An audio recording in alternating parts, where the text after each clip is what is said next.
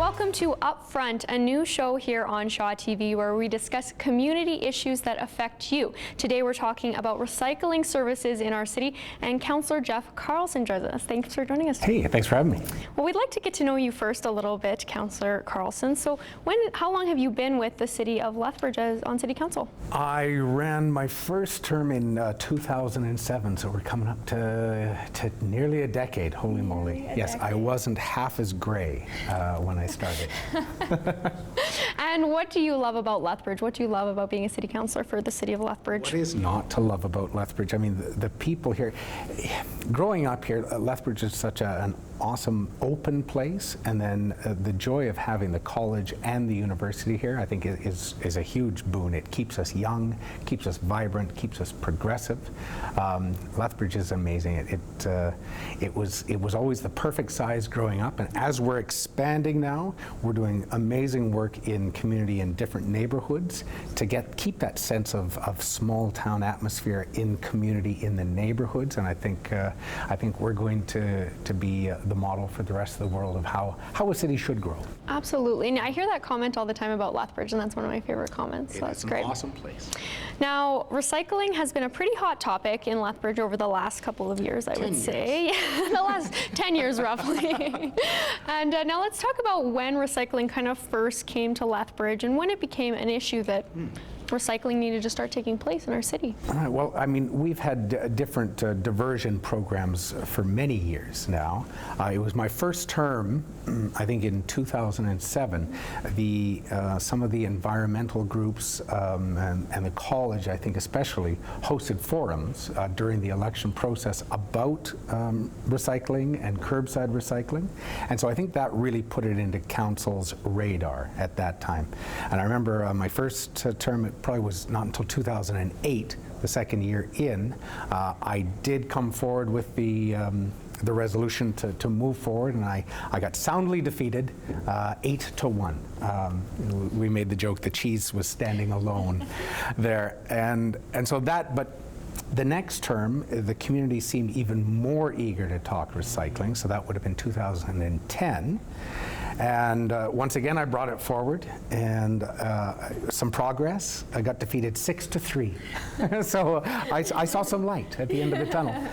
And then last term, when it was a huge issue in the community. Almost every event we went to, candidates were getting hammered on where they stand. In fact, we filled out many surveys and did tons of forums dedicated just to curbside recycling. And I think all of my colleagues actually supported curbside recycling during the election campaign. So when we got here, we started progressing and moving, and I think we voted very early on that we all supported curbside recycling and a diversion strategy for our residents. But of course, when you get 9 politicians in a room, you get 18 different opinions on how it should roll out. So we stumbled many times, each of us trying to put our own 2 cents or our own little bit into it. And then eventually, I was actually taken by surprise. It was another of my colleagues who hadn't been supportive in the past that came forward, 2 of them actually, with a resolution, Councillor Miyashiro and Councillor Iwascu, to implement this. And it caught me off guard, but I was excited, and to my great delight, it was a reversal of 2007, 2008, and it was 8-1 in favor. So yeah, it was pretty exciting. That's amazing. Yeah. Even though I didn't have much to do with it, I was able to cheer from the sidelines. Yeah, that's very interesting, I'm sure, for you to watch it kind of start from the opposite and literally turn tables. So very cool. That's interesting. And how effective has recycling been in our city in the past? I mean, I think the system we have in place, which is the centralized depot system, is as effective as it can be. Most communities have moved beyond. In fact, I think we're one of the last communities of our size in, if not Alberta or Canada, but in North America to not have a curbside program. So our depot program, I think, has been very effective, but it's as mature as it's going to get. So in order to meet the new targets, we have to do something different. Now, you just mentioned the stat of Lethbridge being a little bit behind with curbside recycling. Do you think that was something that needed to take place then, with other cities acting as perhaps a role model for Lethbridge? Well, you know, it's always good to let other people try stuff and take the risk. You know, there's a difference between being on what we call the leading edge, and then there's the bleeding edge, where you're the first out and you make all the mistakes and it costs you all the money. So we are fortunate. I mean, I'm still sad that we've taken this long to get there, but we're very fortunate now. We can learn from others' mistakes, we can learn from others' successes, and we can develop a system that's going to be world class. That's really great. I'm excited to see what's happening for our city. Big things, I think. I think so too. I'm excited. Absolutely. Thank you so much for that information, Councillor Carlson. Councillor Carlson will be joining us later in the show, but after the break, we'll speak with the Waste and Recycling Manager here in our city.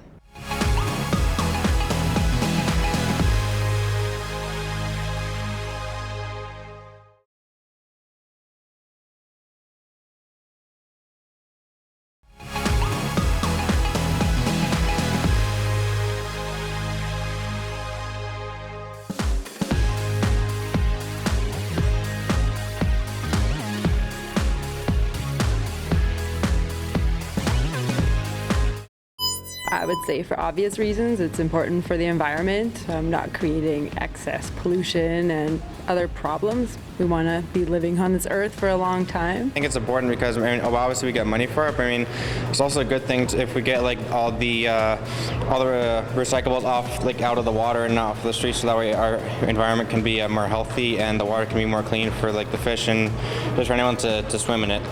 I think it's extremely important. You know, I think our environment is something that we all need to care for, and you know, if we can all do our part, that's really important. But yeah, I definitely think it's important. I think it is important in terms of the city to have a recycling program, given the fact that that might be the catalyst to get more people to actually recycle. I mean, there's always a debate as to whether or not it should be done in a formalized way, but oftentimes that formalization just will get people more aware of recycling, and that's so important, obviously, for the future. So by actually having it run kind of in the city, I think you'd find a greater uptake on people recycling. And while you want people, obviously, to do it out of their own volition, sometimes a little catalyst can't hurt, so I would be in favor of that. I think it's really important because as our age group gets older, I think we forget a lot that Earth is progressively getting a lot dirtier. And I think that it's definitely important going forward.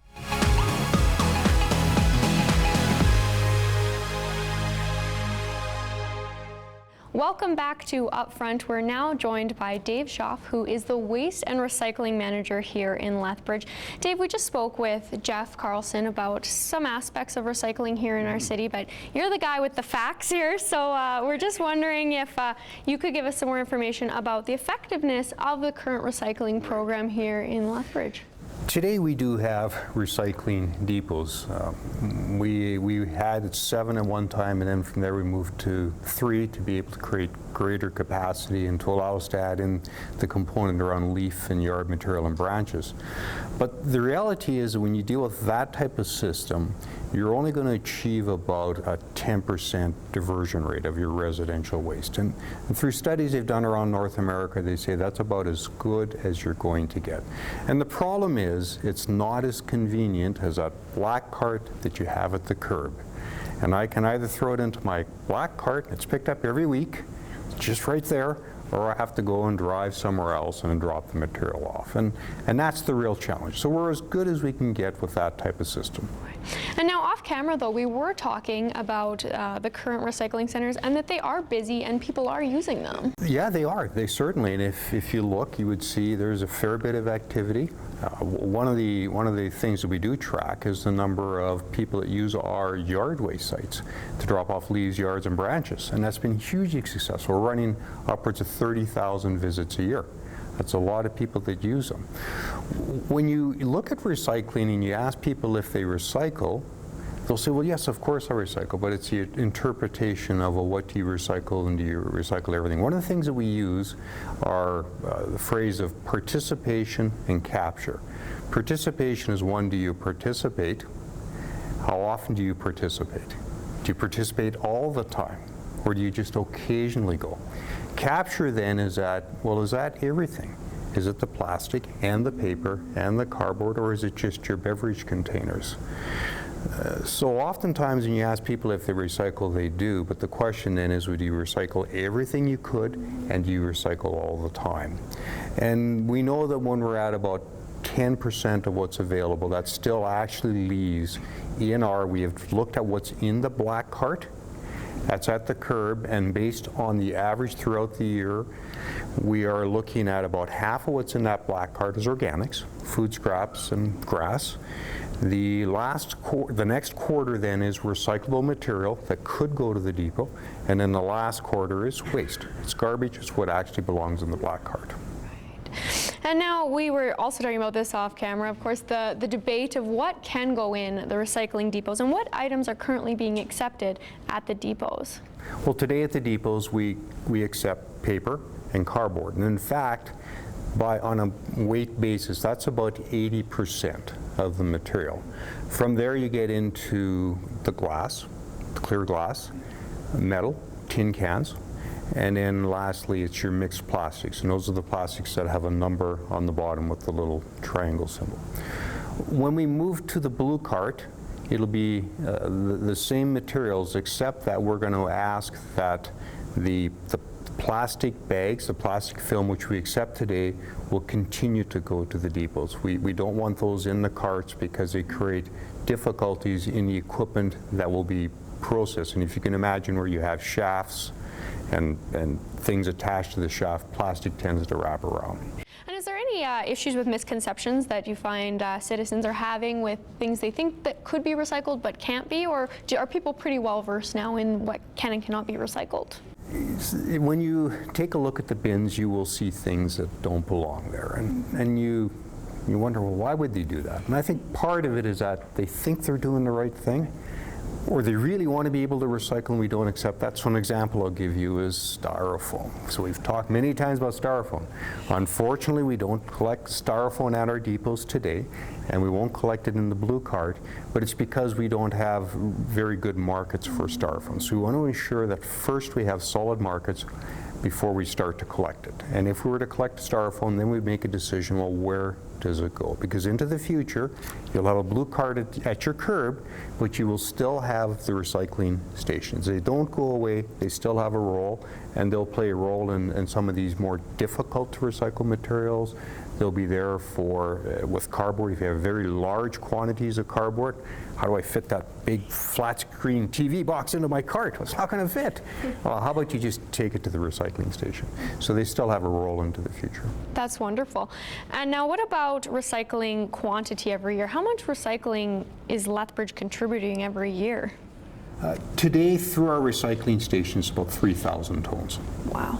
And the majority of that, 40% is cardboard, 40% is paper. So the bulk of that is paper and cardboard. Fiber material, it's great stuff. It's lots of very good markets in North America. We actually, though, recycle beyond just what's at the recycling stations. So we have at our waste and recycling center, if you had an old computer or cell phone, if you've got your used oil filters, those types of materials are recycled through other programs, and that actually adds another 10%. Wow. To our diversion. And those services will still be available after curbside? That is correct, yes. Yeah, those are, again, if you think about it, they're all complementary services, and what we're doing by adding the curbside is we're adding one more piece that's going to create greater convenience, and it'll be that much easier to participate. Absolutely. Thank you so much for sharing your information, Dave. No problem. Thanks, Ed. Thank you so much, and we'll be back right after the break with Councillor Jeff Carlson again.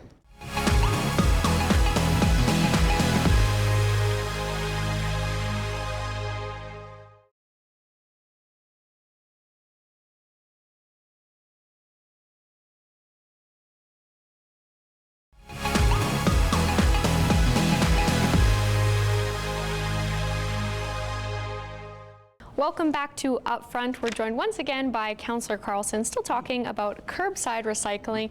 Now, Councillor Carlson, when will curbside recycling officially be instituted here in Lethbridge? Two answers to that. 2018 is when we'll be able to roll out our pilot project, or our test pilot, to make sure that we work out all the kinks before we go community-wide in 2019. Okay. And what are the costs to the program? The costs that residents will see on their utility bill, the difference between today and what they'll see in 2019 when we roll this out, will be about $7 a month. Okay. And we were talking off camera about a three-prong approach that curbside recycling was actually part of for the city in instituting the recycling program. Right, that would have been in about 2010, 2011. It was Environment Committee at that time. It may have been chaired, I think, by Councillor Mearns at that point.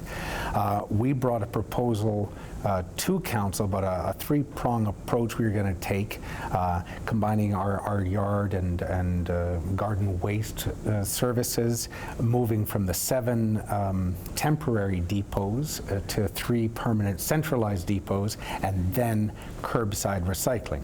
Unfortunately, at that time, council broke it into 3 parts and only approved 2 of them.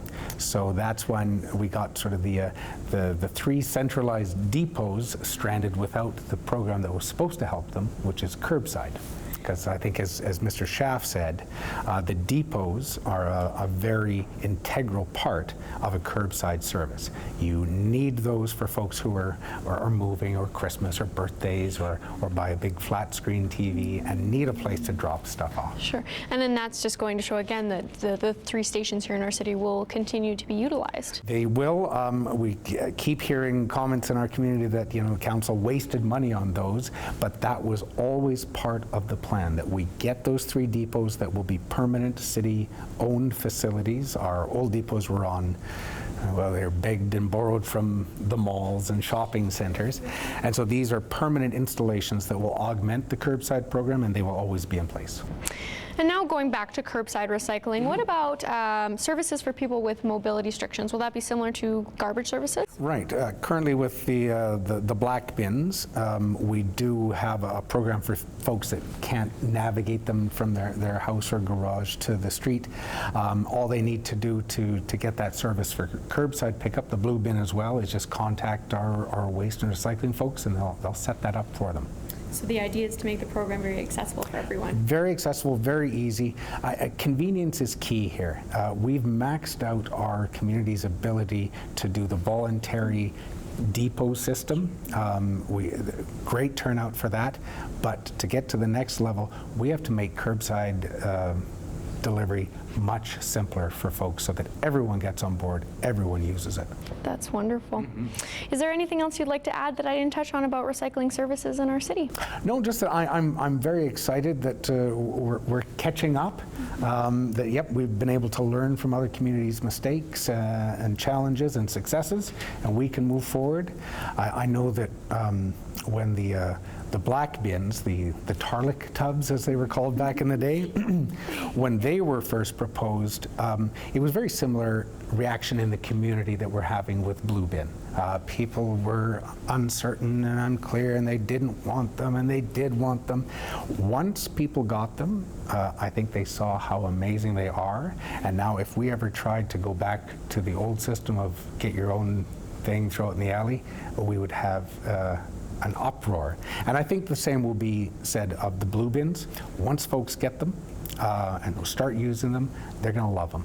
Every other community that has these, you could not take this program away. People love it and cherish it.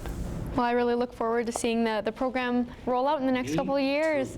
Thank you so much, Councillor Carlson, for joining us today. We really appreciate it. And thank you so much for watching today's edition of Upfront.